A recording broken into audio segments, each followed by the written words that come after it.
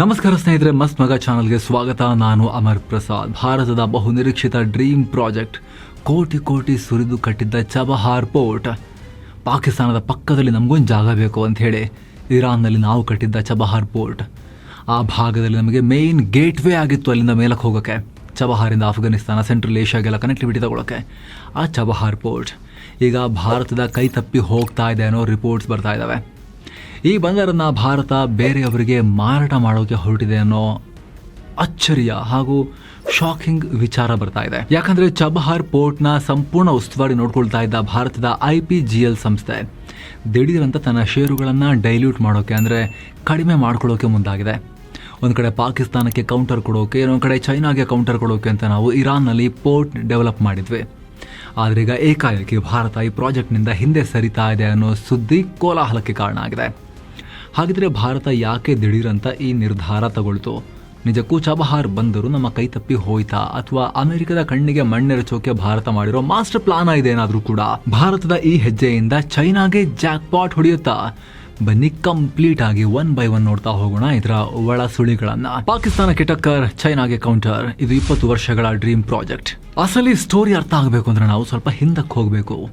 ಈ ಚಬಹಾರ್ ಪೋರ್ಟ್ ಭಾರತಕ್ಕೆ ಯಾಕೆ ಅಷ್ಟು ಇಂಪಾರ್ಟೆಂಟ್ ಅಂತ ಫಸ್ಟಿಗೆ ಅರ್ಥ ಮಾಡ್ಕೋಬೇಕು. ನೋಡಿ, ಇಲ್ಲಿ ಇರಾನ್ನ ಆಗ್ನೇಯ ಭಾಗದಲ್ಲಿ, ಅಂದ್ರೆ ಒಮಾನ್ ಕೊಲ್ಲಿಯ ತೀರದಲ್ಲಿರೋ ಈ ಆಯಕಟ್ಟಿನ ಬಂದರಿದೆಯಲ್ಲ ಚಬಹಾರ್, ಇದು ಭೌಗೋಳಿಕವಾಗಿ ನೋಡಿದ್ರೆ ಭಾರತದ ಗುಜರಾತ್ನ ಕಾಂಡ್ಲಾ ಪೋರ್ಟ್ನಿಂದ 885 ಕಿಲೋಮೀಟರ್ ಮತ್ತು ಮುಂಬೈನಿಂದ 1265 ಕಿಲೋಮೀಟರ್ ದೂರದಲ್ಲಿದೆ ಅಷ್ಟೇ.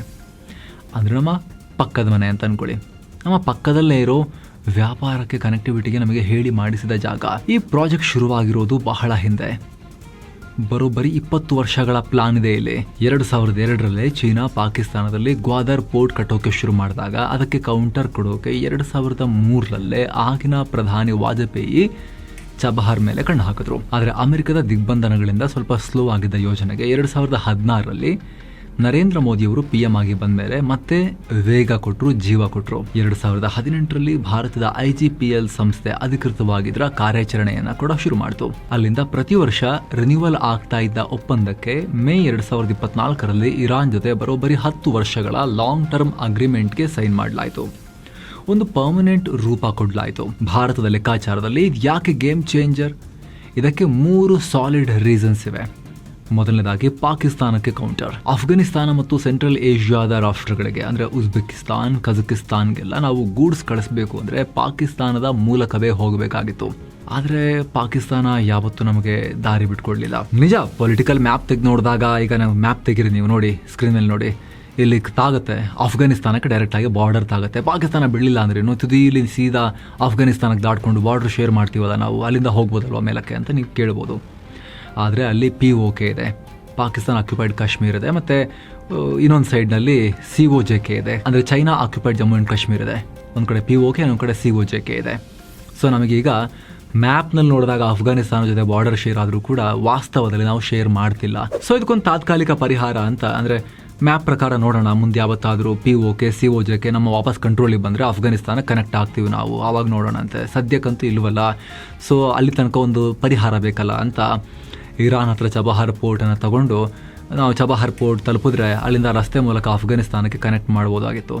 ಆ ರೀತಿ ಕನೆಕ್ಷನ್ ನಾವು ಮಾಡ್ಕೊಂಡ್ವಿ ಕೂಡ. ಯಾವ ಪಾಕಿಸ್ತಾನ ನಮಗೆ ದಾರಿ ಬಿಡಲಿಲ್ವೋ ಅದೇ ಪಾಕಿಸ್ತಾನವನ್ನು ಭಾರತ ಕಂಪ್ಲೀಟ್ ಆಗಿ ಬೈಪಾಸ್ ಮಾಡೋಕೆ ಹೆಜ್ಜೆ ಇಡ್ತು. ಅಫ್ಘಾನಿಸ್ತಾನಕ್ಕೆ ಗೋಧಿ, ಮೆಡಿಕಲ್ ಸಪ್ಲೈಸ್ ಕಳಿಸೋದಿರ್ಬೋದು, ಅಥವಾ ಸೆಂಟ್ರಲ್ ಏಷ್ಯಾದಿಂದ ಕ್ರೂಡ್ ಆಯಿಲ್, ಗ್ಯಾಸ್ ತರಿಸ್ಕೊಳ್ಳೋದಿರ್ಬೋದು, ಇದು ನಮಗೆ ಸೇಫ್ ದಾರಿ ಆಯಿತು. ಇದರ ರಿಸಲ್ಟ್ ಎಷ್ಟರ ಮಟ್ಟಿಗಿದೆ ಅಂದರೆ, ಕೇವಲ 6 ತಿಂಗಳಲ್ಲಿ ಇರಾನ್ ಮೂಲಕ ಅಫ್ಘಾನಿಸ್ತಾನದ ವ್ಯಾಪಾರ $1.6 ಬಿಲಿಯನ್ ತಲುಪಿದೆ. ಅದೇ ಪಾಕಿಸ್ತಾನದ ಮೂಲಕ ಆಗಿರೋ ವ್ಯಾಪಾರ ಬರೀ $1.1 ಬಿಲಿಯನ್. 2026ರ ಫೆಬ್ರವರಿಯಲ್ಲಂತೂ ಭಾರತ $30 ಮಿಲಿಯನ್ ಮೌಲ್ಯದ ಸರಕುಗಳನ್ನು ರಫ್ತು ಮಾಡಿ ಅಫ್ಘಾನಿಸ್ತಾನಕ್ಕೆ ಅತಿ ಹೆಚ್ಚು ರಫ್ತು ಮಾಡ್ತಿರೋ ರಾಷ್ಟ್ರವಾಗಿ ಹೊರಹೊಮ್ಮಿದೆ. ಎರಡನೇ ರೀಸನ್, ಡ್ರ್ಯಾಗನ್ಗೆ ಕೌಂಟರ್ ಕೊಡೋದು. ಹಿಂದೂ ಮಹಾಸಾಗರದಲ್ಲಿ ಸ್ಟ್ರಿಂಗ್ ಆಫ್ ಪೈಲ್ಸ್ ಅಂತ ಭಾರತವನ್ನು ಕತ್ತು ಹಿಸ್ಕೋಕೆ ಅಂತ ಚೀನಾ ಇಲ್ಲೆಲ್ಲ ಪೋರ್ಟ್ಗಳನ್ನು, ರೈಲ್ವೆ ನೆಟ್ವರ್ಕ್ಗಳನ್ನು, ಇನ್ಫ್ರಾ ಯೋಜನೆಗಳನ್ನು ಮಾಡ್ತಾ ಇದೆ. ಚೈನಾ ಪಾಕಿಸ್ತಾನ ಎಕನಾಮಿಕ್ ಕಾರಿಡಾರ್ ನಿಮಗೆ ಗೊತ್ತಿದೆ. ಚೈನಾ ನೇರವಾಗಿ ಪಾಕಿಸ್ತಾನಕ್ಕೆ ನುಗ್ಗಿ ಅರಬ್ಬಿ ಸಮುದ್ರದ ಬಾಗಿಲಿಗೆ ಗ್ವಾದರ್ ಪೋರ್ಟ್ನಲ್ಲಿ ಬಂದು ನಿಲ್ಲೋದು, ಅಲ್ಲಿಂದ ಜಗತ್ತಿಗೆ ಹರಡೋದು. ಮಲಕ್ಕಾ ಜಲಸಂಧಿ ಸವಾಸನೆ ಬೇಡ, ಈ ಕಡೆಗೆ ಭಾರತದ ಪ್ರಭಾವ ಜಾಸ್ತಿ ಇದೆ, ಸೀದಾ ಇಲ್ಲಿಗೆ ಬಂದುಬಿಟ್ರೆ ಹೆಂಗೆ ಅಂಥೇಳಿ ಅಲ್ಲಿ ಗ್ವಾದರ್ ಪೋರ್ಟನ್ನು ಚೀನಾ ಕಟ್ತಾ ಇದೆ. ಈ ಗ್ವಾದರ್ ಪೋರ್ಟ್ನಿಂದ ನಾವು ಆಪರೇಟ್ ಮಾಡ್ತಿರೋ ಇರಾನ್ನ ಚಬಹಾರ್ ಬಂದರಿರೋದು ಬರೀ 170 ಕಿಲೋಮೀಟರ್ ದೂರ ಅಷ್ಟೇ. ಚೈನಾಗೆ ಕೌಂಟರ್ ಕೊಡೋಕೆ, ಚೈನಾಗೆ ಪ್ರೆಷರ್ ಕ್ರಿಯೇಟ್ ಮಾಡೋಕೆ ಇದಕ್ಕಿಂತ ಪ್ರಬಲ ಅಸ್ತ್ರ ಭಾರತಕ್ಕೆ ಇನ್ನೊಂದು ಕಾಣಲಿಲ್ಲ. ಮೂರನೇ ರೀಸನ್ ಯುರೋಪ್ಗೆ ಹೆಬ್ಬಾಗಿಲು. ಇದು ರಷ್ಯಾ ಮತ್ತು ಯುರೋಪ್ಗೆ ಕನೆಕ್ಟ್ ಆಗೋ INSTC international north south transport ಕಾರಿಡಾರ್ನ ಪ್ರಮುಖ ಜಂಕ್ಷನ್ ಪಾಯಿಂಟ್. ಸಾಮಾನ್ಯವಾಗಿ ನಾವು ಸುಯೆಜ್ ಕಾಲುವೆ ಮೂಲಕ ಮುಂಬೈನಿಂದ ಮಾಸ್ಕೋಗೆ 16,000 ಕಿಲೋಮೀಟರ್ ಕ್ರಮಿಸಿ ತಲುಪೋಕೆ 40ರಿಂದ 60 ದಿನ ಬೇಕಾಗಿತ್ತು. ಆದರೆ ಈ ಮಾರ್ಗದಲ್ಲಿ ಬರೀ 7,000 ಕಿಲೋಮೀಟರ್, 20-25 ದಿನ ಸಾಕು. 40% ಟೈಮ್ ಸೇವ್ ಆಗುತ್ತೆ. ಜೊತೆಗೆ ಪ್ರತಿ 15 ಟನ್ ಸರಕಿಗೆ $2,500 ದುಡ್ಡು ಉಳಿಯುತ್ತೆ ಟ್ರಾನ್ಸ್ಪೋರ್ಟೇಷನ್ ಚಾರ್ಜಸ್. ಏನು ಹೂಡಿಕೆ ಲೆಕ್ಕ ನೋಡಿದ್ರೆ ಸುಮ್ಮನೆ ಆಟ ಅಲ್ಲ. ಉಪಕರಣಗಳಿಗಾಗಿ $120 ಮಿಲಿಯನ್, ರೈಲು ರಸ್ತೆ ಸಂಪರ್ಕಕ್ಕೆ $250 ಮಿಲಿಯನ್, ಒಟ್ಟು $370 ಮಿಲಿಯನ್ ಕಮಿಟ್ಮೆಂಟ್ ಇರೋ ಪ್ರಾಜೆಕ್ಟ್ ಇದು. ಇದರ ಎಫೆಕ್ಟ್ ಏನಾಯಿತು ಅಂದರೆ 2023-24 ಕಂಟೈನರ್ ಟ್ರಾಫಿಕ್ ಬರೋಬ್ಬರಿ 600% ಏರಿಕೆಯಾಗಿತ್ತು. 2018ರಿಂದ ಈವರೆಗೆ 8 ಮಿಲಿಯನ್ ಟನ್ಗಿಂತ ಹೆಚ್ಚು ಸರಕು, 90,000ಕ್ಕೂ ಅಧಿಕ ಕಂಟೈನರ್ಗಳನ್ನು ಇಲ್ಲಿ ಯಶಸ್ವಿಯಾಗಿ ಹ್ಯಾಂಡಲ್ ಮಾಡಲಾಗಿದೆ ಚಬಹಾರ್ನಲ್ಲಿ. ಇಷ್ಟೆಲ್ಲ ಬೃಹತ್ ಮಟ್ಟದಲ್ಲಿ ಸಕ್ಸಸ್ಫುಲ್ ಆಗಿ ನಡೀತಾ ಇರೋ ಪ್ರಾಜೆಕ್ಟ್ನಿಂದ ಭಾರತಕ್ಕೆ ಕೋಟಿ ಲಾಭ ತರ್ತಾ ಇದ್ದ ಈ ಮಾಸ್ಟರ್ ಪ್ಲಾನ್ನಿಂದ ಭಾರತ ಈಗ ದಿಢೀರಂತ ಹಿಂದೆ ಹೆಜ್ಜೆ ಇಟ್ಟಿದೆ ಅನ್ನೋ ರಿಪೋರ್ಟ್ಸ್ ಬರ್ತಾ ಇದ್ದಾವೆ. ಚಬಹಾರ್ ಸೇಲ್ ಷೇರು ಇಳಿಸಿದ ಭಾರತ ಹಲವು ತಿಂಗಳ ಹಿಂದೆನೇ ಸುದ್ದಿ ಹರಿದಾಡೋಕೆ ಶುರುವಾಗಿತ್ತು. ಇದಕ್ಕೆ ಮುಖ್ಯ ಕಾರಣ ಆಗಿದ್ದು 2026-27 ನಮ್ಮ ಕೇಂದ್ರ ಬಜೆಟ್. ಈ ಬಜೆಟ್ನಲ್ಲಿ ಕೇಂದ್ರ ಸರ್ಕಾರ ಚಬಹಾರ್ ಪೋರ್ಟ್ಗೆ ಬಿಡುಗಡೆ ಮಾಡಿರೋ ಅನುದಾನ ಎಷ್ಟು ಗೊತ್ತಾ? 0 ನಯಾ ಪೈಸೆ ಹಣವನ್ನ ಮೀಸಲಿಟ್ಟಿಲ್ಲ. ಕಳೆದ ವರ್ಷ 2025-26 ಬಜೆಟ್ನಲ್ಲಿ 400 ಕೋಟಿ ರೂಪಾಯಿ ಫಂಡ್ ಕೊಡಲಾಗಿತ್ತು. ಆಗಸ್ಟ್ ತಿಂಗಳಲ್ಲೇ ಪೂರ್ತಿ ಹಣ ಇರಾನ್ಗೆ ಸೇರೋ ಹಾಗೆ ಭಾರತ ನೋಡಿಕೊಂಡು ಪೇಮೆಂಟ್ ಮಾಡಿತ್ತು. ಆದರೆ ಈ ವರ್ಷದ ವಿದೇಶಾಂಗ ಸಚಿವಾಲಯದ ರಿಪೋರ್ಟ್ನಲ್ಲಿ ಚಬಹಾರ್ ಲೈನ್ ಮುಂದೆ ಬ್ಲ್ಯಾಂಕ್ ಬಿಡಲಾಗಿದೆ. ಖುದ್ದು ಇರಾನ್ ವಿದೇಶಾಂಗ ಸಚಿವ ಅಬ್ಬಾಸ್ ಅರಾಕ್ಚಿ ಇಂಟರ್ವ್ಯೂ ಕೊಟ್ಟು ಹೇಳಿದ್ರು, ಭಾರತ ಈ ಸಲ ದುಡ್ಡೇ ಕೊಟ್ಟಿಲ್ಲ, ಬೇಜಾರಾಗಿದೆ, ಭಾರತ ಚಬಹಾರ್ ಪೋರ್ಟ್ನ ಚೆನ್ನಾಗಿ ನಡ್ಸ್ಕೊಂಡು ಹೋಗಲಿ ಅನ್ನೋ ಹೇಳಿಕೆಯನ್ನು ಕೊಟ್ಟರು. ವಾರ್ ನಡೀತಿರೋ ಟೈಮ್ನಲ್ಲಿ ಇಂಟರ್ವ್ಯೂ ಕೊಟ್ಟರಲ್ಲ ಅರಾಕ್ಚಿ, ಅದರಲ್ಲಿ ಈ ರೀತಿ ಹೇಳಿಕೆ ಕೊಟ್ಟರು. ಯಾಕೆ ಭಾರತ ಚಬಹಾರ್ ಪ್ರಾಜೆಕ್ಟ್ನ ಬಿಡ್ತಾ ಇದೆಯಾ ಅಂತ ಕೇಳಿದ್ರು ಇಂಟರ್ವ್ಯೂನಲ್ಲಿ. ಭಾರತ ಈ ಪ್ರಾಜೆಕ್ಟ್ಗೆ ಫಂಡ್ ಮಾಡೋದು ನಿಲ್ಲಿಸಿದೆ ಅನ್ನೋದು ಕನ್ಫರ್ಮ್ ಆಯಿತು. ಹಾಗಾಗಿ ಈ ಬಂದರನ್ನು ಈಗ ಮಾರಾಟ ಮಾಡೋಕೆ ದಾರಿ ಹುಡುಕ್ತಾ ಇದ್ದಾರೆ ಅಂಥೇಳಿ ಸುದ್ದಿ ಹರಡೋಕೆ ಆವಾಗಲೇ ಶುರುವಾಯಿತು. ಆದರೆ ಸಂಸತ್ನಲ್ಲಿ ಸರ್ಕಾರ ಇದ್ರ ಬಗ್ಗೆ ಪ್ರಶ್ನೆ ಕೇಳಿದಾಗ ಅಲ್ಲಗಳಿತು ಅದನ್ನು. ವಿದೇಶಾಂಗ ಸಚಿವಾಲಯ ಹೇಳೋ ಪ್ರಕಾರ ಭಾರತ ಈಗ ಆಲ್ರೆಡಿ ಚಬಹಾರ್ಗೆ ಕಮಿಟ್ ಮಾಡಿದ್ದ $120 ಮಿಲಿಯನ್ ಎಕ್ವಿಪ್ಮೆಂಟ್ ಖರ್ಚನ್ನು ಮುಗಿಸಿದೆ. ಹಾಗಾಗಿ ಸದ್ಯ ನಮ್ಮ ಕಡೆಯಿಂದ ಯಾವುದೇ ಆರ್ಥಿಕ ಕಮಿಟ್ಮೆಂಟ್ ಬಾಕಿ ಇಲ್ಲ, ಅದಕ್ಕೆ ನಾವು ಸಪ್ರೇಟ್ ತೆಗೆದಿಟ್ಟಿಲ್ಲ ಅಂತ ಹೇಳ್ಕೊಳ್ತು. ಆದರೆ ಈಗ ಲೇಟೆಸ್ಟ್ ಮಾಹಿತಿ ಏನು ಅಂದರೆ ಚಬಹಾರ್ ಮಾರಾಟ ಆಗಿರೋದು ಹೆಚ್ಚು ಕಮ್ಮಿ ಕನ್ಫರ್ಮ್ ಥರ ಇದೆ. ಇದು ಭಾರತದ ಪರವಾಗಿ ಚಬಹಾರ್ ಬಂದರನ್ನು ಆಪರೇಟ್ ಮಾಡ್ತಿರೋ ಸರ್ಕಾರಿ ಕಂಪನಿ IPGL ಸಂಸ್ಥೆ ಈಗ ಸೈಲೆಂಟ್ ಆಗಿಬಿಟ್ಟಿದೆ. ಆ ಸಂಸ್ಥೆಯ ಡೈರೆಕ್ಟರ್ಗಳು ಆಲ್ರೆಡಿ ರಾಜೀನಾಮೆ ಕೊಟ್ಟಿದ್ದಾರಂತೆ. ಅಷ್ಟೇ ಅಲ್ಲ, IPGL ಸಂಸ್ಥೆ ವೆಬ್ಸೈಟ್ ಕೂಡ ಈಗ ಡೌನ್ ಆಗಿದೆ. ಈ IPGL ಕಂಪನಿ ತನ್ನ ಆಪರೇಷನಲ್ ಹಕ್ಕುಗಳನ್ನು ಇರಾನ್ನ ಲೋಕಲ್ ಪಾರ್ಟ್ನರ್ಸ್ಗೆ ಟ್ರಾನ್ಸ್ಫರ್ ಮಾಡೋಕೆ ಮುಂದಾಗಿದೆ. ಇರಾನ್ನ ಪೋರ್ಟ್ಸ್ ಅಂಡ್ ಮ್ಯಾರಿಟೈಮ್ ಆರ್ಗನೈಸೇಷನ್ ಅಥವಾ ಆರ್ಯಾ ಬನಾದರ್ ಕಂಪನಿಗೆ ಈ ಜವಾಬ್ದಾರಿ ಹೋಗಿದೆ. ಹಾಗಿದ್ರೆ ಇಷ್ಟು ಇಂಪಾರ್ಟೆಂಟ್ ಆಗಿರೋ ಈ ಪೋರ್ಟ್ ವಿಚಾರದಲ್ಲಿ ಭಾರತ ಯಾಕೆ ಸಡನ್ ಆಗಿ ಈ ರೀತಿ ಹಿಂದಕ್ಕೆ ಹೆಜ್ಜೆ ಇಡ್ತಾ ಇದೆ? ಇದು ಅರ್ಥ ಆಗಬೇಕು ಅಂದರೆ ಅಮೆರಿಕದ ಪ್ರೆಷರ್, ಅಮೆರಿಕ ಹಾಕಿರೋ ಆ ಡೆಡ್ಲೈನ್ ಮತ್ತು ಟ್ರಂಪ್ ಮಾಡಿರೋ ವಾರ್ನಿಂಗ್ ಏನು ಮತ್ತು ಭಾರತದ ಹೊಸ ಫ್ರೆಂಡ್ಶಿಪ್ ಡೆವಲಪ್ ಆಗಿರೋದು, ಅದರ ಬಗ್ಗೆ ಕೂಡ ನಾವು ಅರ್ಥ ಮಾಡ್ಕೋಬೇಕು. ಅಮೆರಿಕದ ಡೆಡ್ಲೈನ್, ಡಾಲರ್ ದಿಗ್ಬಂಧನದ ಭೀತಿ, ಚಬಹಾರ್ ಪೋರ್ಟ್ ಮೇಲೆ ಭಾರತಕ್ಕೆ ಇದ್ದ ಕಂಟ್ರೋಲ್ ತಪ್ಪೋಕೆ ಕಾರಣ ಆಗಿದ್ದೇ ಈ ಅಮೆರಿಕದ ಎಂಟ್ರಿ. ಇರಾನ್ ಮೇಲೆ ಅಮೆರಿಕ ಮೊದಲಿಂದಲೂ ಕಠಿಣ ನಿರ್ಬಂಧಗಳನ್ನ, ಸ್ಯಾಂಕ್ಷನ್ಸ್ ಅನ್ನ ಹಾಕ್ತಾ ಬಂದಿದೆ. ಆದರೆ 2018ರಲ್ಲಿ ಚಬಹಾರ್ ಪೋರ್ಟ್ ಡೆವಲಪ್ ಮಾಡೋಕೆ ಅಂತ ಭಾರತಕ್ಕೆ ಮಾತ್ರ ಅಮೆರಿಕ ಒಂದು ಸ್ಪೆಷಲ್ ವಿನಾಯಿತಿ ಕೊಟ್ಟಿತ್ತು. ಆದರೆ ಕಳೆದ ವರ್ಷ 2025 ಸೆಪ್ಟೆಂಬರ್ನಲ್ಲಿ ಇರಾನ್ ಜೊತೆಗಿನ ಸಂಘರ್ಷ ಶುರು ಆದ್ಮೇಲೆ ಅಮೆರಿಕ ಈ ವಿನಾಯಿತಿಯನ್ನ ಕ್ಯಾನ್ಸಲ್ ಮಾಡಿತು. ಇರಾನ್ಗೆ ಬೇರೆ ದೇಶಗಳಿಂದ ಹೋಗ್ತಿರೋ ದುಡ್ಡಿಗೆ ಬ್ರೇಕ್ ಹಾಕಬೇಕು ಅನ್ನೋದು ಅಮೆರಿಕದ ಗುರಿ. ಹೀಗಾಗಿ ತನ್ನದೇ ಮಿತ್ರ ರಾಷ್ಟ್ರ ಆಗಿರೋ ಭಾರತಕ್ಕೂ ಅಮೆರಿಕ ಒಂದು ವಾರ್ನಿಂಗ್ ಲೆಟರ್ ಅನ್ನ ಕಳಿಸ್ತು. 2025 ಅಕ್ಟೋಬರ್ 28 ಅಮೆರಿಕದ ಟ್ರೆಜರಿ ಡಿಪಾರ್ಟ್ಮೆಂಟ್ ಭಾರತಕ್ಕೆ 6 ತಿಂಗಳ ಡೆಡ್ ಲೈನ್ ಕೊಡ್ತು. ಏಪ್ರಿಲ್ 26, 2026 ಒಳಗಡೆ ಭಾರತ ಚಬಹಾರ್ನಲ್ಲಿ ತನ್ನ ಆಪರೇಷನ್ ನಿಲ್ಲಿಸಬೇಕು. ಇಲ್ಲದೆ ಹೋದರೆ ಭಾರತದ ಮೇಲೂ ಕೂಡ ನಿರ್ಬಂಧ ಬೀಳುತ್ತೆ ಅಂತ ಹೇಳಿ ಡೆಡ್ ಲೈನ್ ಹಾಕಿದ್ರು. ಅಷ್ಟೇ ಅಲ್ಲ, 2026 ಜನವರಿ 12 ಅಮೆರಿಕ ಅಧ್ಯಕ್ಷ ಡೊನಾಲ್ಡ್ ಟ್ರಂಪ್ ಇನ್ನೊಂದು ವಾರ್ನಿಂಗ್ ಕೊಟ್ಟರು. ಯಾವ್ಯಾವ ದೇಶಗಳು ಇರಾನ್ ಜೊತೆ ಬಿಸ್ನೆಸ್ ಮಾಡ್ತಾರೋ ಅಲ್ಲಿಂದ ಬರೋ ವಸ್ತುಗಳ ಮೇಲೆ 25% ಎಕ್ಸ್ಟ್ರಾ ಟ್ಯಾರಿಫ್ ಹಾಕ್ತೀವಿ ಅಂತ ಹೇಳಿದ್ರು. ಇದು ಭಾರತಕ್ಕೆ ದೊಡ್ಡ ಹೊಸ ಸಂಕಟ. ಯಾಕಂದ್ರೆ ಅಮೆರಿಕದ ಸ್ಯಾಂಕ್ಷನ್ಸ್ ಅಂದ್ರೆ ಸುಮ್ಮನೆ ಅಲ್ಲ. ಒಂದು ವೇಳೆ ಭಾರತ ಈ ವಾರ್ನಿಂಗ್ ಕಡೆಗಣಿಸಿದ್ರೆ ಭಾರತದ ಬ್ಯಾಂಕ್ಗಳು ಮತ್ತು ಚಬಹಾರ್ನಲ್ಲಿ ಕೆಲಸ ಮಾಡ್ತಿರೋ IPGL ಕಂಪನಿ ಮೇಲೆ ಅಮೆರಿಕ ಆರ್ಥಿಕ ನಿರ್ಬಂಧನ ಹಾಕುತ್ತೆ. ಇರಾನ್ ಜೊತೆ ವ್ಯವಹಾರ ಮಾಡಿದ್ದಕ್ಕೆ ಡಾಲರ್ ವಹಿವಾಟು ಮಾಡದಂತೆ ಅಮೆರಿಕ ನಮ್ಮ ಬ್ಯಾಂಕ್ಗಳನ್ನು ಕೂಡ ಬ್ಲಾಕ್ ಮಾಡಬಹುದು.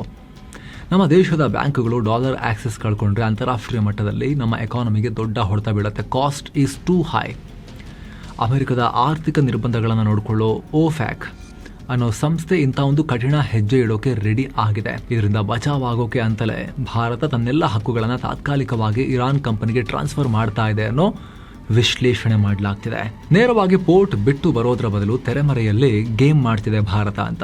ಭಾರತದ ಸೈಲೆಂಟ್ ಎಕ್ಸಿಟ್ ಪ್ಲಾನ್. ಅಮೆರಿಕದ ಡೆಡ್ ಲೈನ್ ಹತ್ತಿರ ಬರ್ತಿದ್ದ ಹಾಗೆ ಭಾರತ ಸುಮ್ಮನೆ ಕೂತಿಲ್ಲ. ತನ್ನ ಹಿತಾಸಕ್ತಿಯನ್ನ ಕಾಪಾಡ್ಕೊಳ್ಳೋಕೆ ಒಂದು ಸೈಲೆಂಟ್ ಎಕ್ಸಿಟ್ ಪ್ಲಾನ್ ರೆಡಿ ಮಾಡಿದೆ. ಇಲ್ಲಿ ಕಾಯಂ ಆಗಿ ಪೋರ್ಟ್ ಬಿಟ್ಟು ಬರೋ ಪ್ಲಾನ್ ಅಂತ ಅಲ್ಲ, ಬದಲಾಗಿ ಅಮೆರಿಕದ ಕಣ್ಣಿಗೆ ಮಣ್ಣು ಹಾಕೋಕೆ ಇದೊಂದು ತಾತ್ಕಾಲಿಕ ಅಡ್ಜಸ್ಟ್ಮೆಂಟ್ ತರ. ಈಗ ಆಲ್ರೆಡಿ ಹೇಳಿದ ಹಾಗೆ ಸದ್ಯಕ್ಕೆ ತನ್ನ ಕಂಪನಿಯ ಆಪರೇಷನಲ್ ಹಕ್ಕುಗಳನ್ನು ಇರಾನ್ನ ಲೋಕಲ್ ಕಂಪನಿಗೆ ಟ್ರಾನ್ಸ್ಫರ್ ಮಾಡ್ತಿದ್ದಾರೆ. ಅಂದ್ರೆ ಅಮೆರಿಕದ ನಿರ್ಬಂಧ ಇರೋವರೆಗೂ ಇರಾನ್ ಕಂಪನಿಯೇ ಪೋರ್ಟ್ ಅನ್ನ ಆಪರೇಟ್ ಮಾಡುತ್ತೆ. ಆದ್ರೆ ಟ್ವಿಸ್ಟ್ ಏನು ಅಂದ್ರೆ ಲೀಗಲ್ ಗ್ಯಾರಂಟಿ ಕ್ಲಾಸ್. ಭಾರತ ಇಲ್ಲಿ ಪಕ್ಕಾ ಲೀಗಲ್ ಗೇಮ್ ಮಾಡ್ತಾ ಇದೆ. ಇದರ ಪ್ರಕಾರ ನಾಳೆ ಅಮೆರಿಕ ತನ್ನ ನಿರ್ಬಂಧಗಳನ್ನ ಸಡಿಲ ಮಾಡಿದ ತಕ್ಷಣ ಚಬಹಾರ್ ಪೋರ್ಟ್ ಹಕ್ಕುಗಳು ಮತ್ತೆ ಭಾರತದ ಕೈಗೆ ವಾಪಸ್ ಬರಬೇಕು. ಇದೊಂದು ರೀತಿಯಲ್ಲಿ ವಿಡಿಯೋ ಗೇಮ್ ನಲ್ಲಿ ಪಾಸ್ ಬಟನ್ ಒತ್ತಿದ ಹಾಗೆ. ಅಮೆರಿಕದಲ್ಲಿ ಟ್ರಂಪ್ ಯಾವಾಗಲೂ ಅವರೇ ಇರ್ತಾರ ಜೀವನ ಪರ್ಯಂತ. ಸೆಕೆಂಡ್ ಟರ್ಮ್ ಇದಾದ್ಮೇಲೆ ಅವ್ರೇನು ಬರೋದಿಲ್ಲ. ಯಾರು ಶಾಶ್ವತ ಅಲ್ಲ. ದೇಶಗಳಿರ್ತವೆ, ಅಮೆರಿಕ ಇರುತ್ತೆ, ಇರಾನ್ ಇರುತ್ತೆ, ಭಾರತ ಇರುತ್ತೆ. ಸೊ ಟೈಮ್ ಬೇಯಿಂಗಿಗೆ ಈ ಅಡ್ಮಿನಿಸ್ಟ್ರೇಷನ್ ಹೋಗೋ ತನಕ, ಆ ಸ್ಯಾಂಕ್ಷನ್ಸ್ನ ಥ್ರೆಟ್ ಹೋಗೋ ತನಕ ನಾವು ಅದರಿಂದ ಕೈಯನ್ನ ಹೊರತೆಗಿತಾ ಇದ್ದೀವಿ ಚಬಹಾರ್ನಿಂದ ಅನ್ನೋ ತರ. ಟೈಮ್ ಬಂದಾಗ ಮತ್ತೆ ಎಂಟ್ರಿ ಕೊಡೋಕೆ ಸ್ಕೋಪ್ ಇರಬೇಕು, ಸ್ಪೇಸ್ ಇರಬೇಕು ಅನ್ನೋ ತರದಲ್ಲಿ ಭಾರತ ಅಲ್ಲಿ ಲೀಗಲ್ ಕ್ಲಾಸ್ ಅನ್ನ ಹಾಕೊಂಡಿದೆ ಅನ್ನೋ ರಿಪೋರ್ಟ್ಸ್ ಬರ್ತಾ ಇದಾವೆ. ಇದರಿಂದ ಏನಾಗುತ್ತೆ, ಪೋರ್ಟ್ ಕೆಲಸ ಕಂಟಿನ್ಯೂ ಆಗುತ್ತೆ. ಅಮೆರಿಕದ ಕಣ್ಣಲ್ಲಿ ಭಾರತದ ಸರ್ಕಾರಿ ಸಂಸ್ಥೆಗಳು ಇನ್ವಾಲ್ವ್ ಆಗಿಲ್ಲ ಲೀಗಲಿ. ನಮ್ಮ ವಿದೇಶಾಂಗ ಸಚಿವಾಲಯ ಕೂಡ ಇದನ್ನೇ ಇಂಡೈರೆಕ್ಟ್ ಆಗಿ ಹೇಳ್ತಾ ಇದೆ. ಚಬಹಾರ್ ಪೋರ್ಟ್ ನಿಂದ ಪೂರ್ತಿಯಾಗಿ ಹೊರಬರೋ ಆಪ್ಷನ್ ನಮ್ಮ ಮುಂದಿಲ್ಲ, ಯಾಕಂದ್ರೆ ಅದು ನಮಗೆ ಸ್ಟ್ರಾಟಜಿಕಲಿ ಬಹಳ ಮುಖ್ಯ ಅಂತ ಸ್ಪಷ್ಟಪಡಿಸಿದ್ದಾರೆ. ಇರಾನ್ ಕಡೆಯಿಂದಲೂ ಇದಕ್ಕೆ ಪಾಸಿಟಿವ್ ರೆಸ್ಪಾನ್ಸ್ ಬರ್ತಾ ಇದೆ. ಭಾರತದಲ್ಲಿರೋ ಇರಾನ್ ರಾಯಭಾರಿ ಮೊಹಮ್ಮದ್ ಫತಾಲಿ ಅವರು ಕೂಡ ಭಾರತ ಪರಿಸ್ಥಿತಿಯನ್ನು ಬಹಳ ನಾಜೂಕಾಗಿ ಹ್ಯಾಂಡಲ್ ಮಾಡ್ತಾ ಇದೆ ಅಂತ ಹೇಳಿ ಹೇಳಿಕೆ ಕೊಟ್ಟಿದ್ದಾರೆ. ಇದರ ಅರ್ಥ ಸದ್ಯಕ್ಕೆ ವಾತಾವರಣ ಬಿಸಿಯಾಗಿದೆ. ಅಮೆರಿಕ ಮತ್ತು ಇರಾನ್ ನಡುವಿನ ಈ ಜಿದ್ದಾಜಿದ್ದಿ ಮುಗಿದು ನಿರ್ಬಂಧಗಳು ಕ್ಲಿಯರ್ ಆದ್ಮೇಲೆ ಭಾರತ ಮತ್ತೆ ಗ್ರ್ಯಾಂಡ್ ಆಗಿ ಅಲ್ಲಿಗೆ ರೀ ಎಂಟ್ರಿ ಕೊಡೋ ಪ್ಲಾನ್ ನಲ್ಲಿ ಇದೆ ಅಂತ ಹೇಳಿ ಕಾಯ್ತಾ ಇದೆ ಡ್ರ್ಯಾಗನ್ ಚೈನಾ. ಎಸ್, ಅದೇ ಥ್ರೆಟ್ ಇರೋದು. ಭಾರತ ಹೀಗೆ ಹೆಜ್ಜೆ ಹಿಂದೆ ಇಟ್ಟ ತಕ್ಷಣ ಆ ಜಾಗಕ್ಕೆ ಎಂಟ್ರಿ ಕೊಡೋಕೆ ಚೀನಾ ಬಾಯಿ ಕಳ್ಕೊಂಡು ಕಾಯ್ತಾ ಇದೆ. ಅವರಿಗೆ ಎಲ್ಲಿದೆ ಪೋರ್ಟ್ ಕೊಡ್ತೀರಾ, ಏರ್ಪೋರ್ಟ್ ಕೊಡ್ತೀರಾ, ರೈಲ್ವೆ ಲೈನ್ ಕೊಡ್ತೀರಾ, ನಾನೇ ಬೇಕಾದ್ರೆ ರೋಡ್ ಹಾಕೊಡ್ತೀನಿ, ನನ್ನ ಹೆಸರು ಬರ್ಕೊಡಿ. ಈ ತರ ಜಗತ್ತಿನಾದ್ಯಂತ ಡಾಲರ್ ಬ್ಯಾಗಲ್ಲಿ ಇಟ್ಕೊಂಡು ಓಡಾಡ್ತಾ ಇದೆ ಚೀನಾ ಮತ್ತು ಇರಾನ್ ನಡುವೆ 25 ವರ್ಷಗಳ ದೊಡ್ಡ ಸ್ಟ್ರಾಟಜಿಕ್ ಅಗ್ರಿಮೆಂಟ್ ಬೇರೆ ಆಗಿದೆ. ಅವರು ಕ್ಲೋಸ್ ಬೇರೆ ಇದ್ದಾರೆ ಇರಾನ್ ಮತ್ತು ಚೈನಾದವರು. ಇದನ್ನೇ ಬಳಸ್ಕೊಂಡು ಚೈನಾ ಭಾರತಕ್ಕೆ ಬೇಡ ಅಂದ್ರೆ ಕೊಡಿ ನಮಗೆ ಅಂತ ಹೇಳಿ ಕೇಳಿದ್ರು ಕೂಡ ಆಶ್ಚರ್ಯ ಇಲ್ಲ.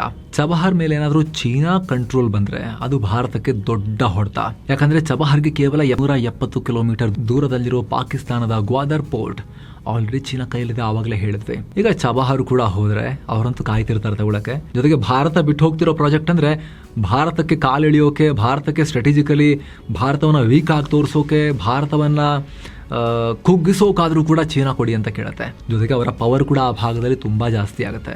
ಅದೇ ಕಾರಣಕ್ಕೆ ಇಲ್ಲಿ ಭಾರತ ಲೀಗಲ್ ಗೇಮ್ ಆಡ್ತಾ ಸದ್ಯಕ್ಕೆ ಸ್ಯಾಂಕ್ಷನ್ನ ಒಂದು ಆ ಪ್ರಹಾರದಿಂದ, ಅಮೆರಿಕದ ನಿರ್ಬಂಧಗಳಿಂದ ಸದ್ಯಕ್ಕೆ ಯಾವುದೇ ಪರಿಣಾಮ ಆಗದೆ ಇರೋ ಥರ ನೋಡ್ಕೊಳ್ಳೋಕ್ಕೋಸ್ಕರ ಇಲ್ಲಿ ತಾತ್ಕಾಲಿಕವಾಗಿ ತನ್ನ ಪಾಲನ್ನು ಡೈಲ್ಯೂಟ್ ಮಾಡ್ತಾ ಇದೆ ಅನ್ನೋ ವಿಶ್ಲೇಷಣೆಯನ್ನು ಮಾಡಲಾಗ್ತಿದೆ. ಮುಂದೇನು, ಸದ್ಯಕ್ಕೆ ಹಗ್ಗದ ಮೇಲಿನ ನಡಿಗೆ ಭಾರತಕ್ಕೆ. ಒಂದು ಕಡೆ ಅಮೆರಿಕದ ದಿಗ್ಬಂಧನಗಳ ದೊಡ್ಡ ಪ್ರೆಷರ್ ಇದೆ, ಇನ್ನೊಂದು ಕಡೆ 20 ವರ್ಷಗಳಿಂದ ಕಟ್ಟಿದ ಸೆಂಟ್ರಲ್ ಏಷ್ಯಾ ಕನೆಕ್ಟಿವಿಟಿ ಕನಸನ್ನು ಬಿಟ್ಕೊಡೋಕೆ ಕೂಡ ಆಗಲ್ಲ. ಎರಡನ್ನು ಬ್ಯಾಲೆನ್ಸ್ ಮಾಡೋಕೆ ಭಾರತ ಟ್ರೈ ಮಾಡ್ತಾ ಇದೆ. ಅಷ್ಟು ಮಾತ್ರ ಅಲ್ಲ, ಇದೇ ಏಪ್ರಿಲ್ 26ರ ಡೆಡ್ ಲೈನ್ ಒಳಗಡೆ ಹೇಗಾದ್ರೂ ಮಾಡಿ ನಮಗಿದ ಅನ್ವಯ ಆಗಬಾರ್ದು. ಮುಂಚೆ ಕೂಡ ಅನ್ವಯ ಆಗ್ತಾ ಇರಲಿಲ್ಲ. ನಮಗೆ ಕ್ಯಾಟ್ಸಾ ವಿನಾಯಿತಿ ಸಿಗ್ತಾ ಇತ್ತು, ಅಂದ್ರೆ countering America's adversaries through sanctions act ಇದೆಯಲ್ಲ ಅಮೆರಿಕದಲ್ಲಿ, ಅದರಿಂದ ನಮಗೆ ಈ ಚಬಹಾರ್ ಪೋರ್ಟಿಗೆ ಮಾತ್ರ ವಿನಾಯಿತಿ ಸಿಗ್ತಾ ಇತ್ತು. ಅದು ಕಂಟಿನ್ಯೂ ಆಗಬೇಕು, ನಮ್ಮನ್ನು ಬೇರೆ ಥರ ಟ್ರೀಟ್ ಮಾಡಬೇಡಿ ಎಲ್ಲ ರಾಷ್ಟ್ರಗಳ ಥರ ಅಂಥೇಳಿ ಭಾರತ ಅಮೆರಿಕದೊಂದಿಗೆ ಕಂಟಿನ್ಯೂಸ್ಲಿ ನೆಗೋಷಿಯೇಟ್ ಕೂಡ ಮಾಡ್ತಾ ಇದೆ. ವಿದೇಶಾಂಗ ಸಚಿವಾಲಯ ಕೂಡ ಇದನ್ನೇ ಹೇಳಿದೆ. ನಾವು ಎಲ್ಲ ಪಾಲುದಾರರೊಂದಿಗೆ ಚರ್ಚೆ ಮಾಡ್ತಾ ಇದ್ದೀವಿ ಇದ್ರ ಬಗ್ಗೆ ಅಂತ ಹೇಳಿ ಕ್ಲಾರಿಟಿ ಕೊಟ್ಟಿದೆ. ಸೊ ನೋಡಬೇಕು ಏನಾಗುತ್ತೆ ಅಂತ ಹೇಳಿ ಈ ವಿಚಾರದಲ್ಲಿ ಫೈನಲಿ. ಇದಕ್ಕೆ ಸಂಬಂಧಪಟ್ಟಂತೆ ನಿಮ್ಮ ಒಪಿನಿಯನ್ ಮಿಸ್ ಇಲ್ಲದೆ ಕಾಮೆಂಟ್ ಮಾಡಿ ತಿಳಿಸಿ. ಹಾಗೆ ಸ್ನೇಹಿತರೆ, ಎಲ್ಲ ಮೆಂಬರ್ ಓನ್ಲಿ ವಿಡಿಯೋಸನ್ನು ನೀವು ಕೂಡ ನೋಡೋಕೆ ವಿಡಿಯೋ ಕೆಳಗಿರೋ ಜಾಯಿನ್ ಬಟನ್ ಮೂಲಕ ಮಸ್ತ್ ಮಗ ಪ್ರೀಮಿಯಂ ಮೆಂಬರ್ ಆಗಿ ನೀವು ಜಾಯಿನ್ ಆಗ್ಬೋದು. ಆಸಕ್ತರು ಮಿಸ್ ಇಲ್ಲದೆ ಚೆಕ್ ಮಾಡಿ. Thank you so much. ಮತ್ತೆ ಭೇಟಿ ಆಗ್ತಿರೋಣ. ನಮಸ್ಕಾರ.